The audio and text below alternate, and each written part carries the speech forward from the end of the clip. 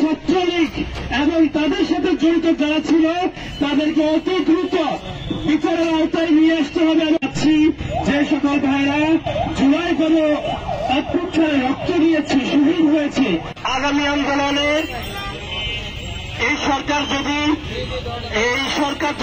চেষ্টা করে এবং এই সরকার যদি আমাদের ছাত্র জনতার যে গণ আকাঙ্ক্ষা ছিল এই আগামী দিনে বিপ্লব ডাক দেবে ইনশাআল্লাহ।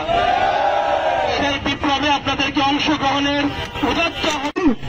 গত 5টা মাস আমাদের ভাইরা রক্ত বিনিময়ে যে স্বাধীনতা এনেছে সেই স্বাধীনতা প্রশাসনের ভাইরা আমরা যে স্বাধীনতা আপনাদেরকে দিয়েছি এই অধিকার না দেওয়া। দেশবাসী আমরা দেখতে পাচ্ছি আমরা যেই আকাঙ্ক্ষা নিয়ে জুলাইয়ে আমাদের রক্ত দিয়েছি, আমাদের ভাইরা রক্ত দিয়েছিল, সেই আকাঙ্ক্ষা আমরা এখনো পর্যন্ত পূরণ করতে পারি নাই।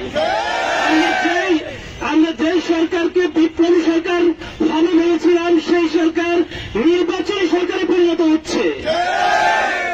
জুলাই গণহত্যার বিচার না করে তারা করে নির্বাচনের মাধ্যমে আবারও দেশকে ভারতের করজ রাজ্যে পরিণত করার চেষ্টা করতেছে।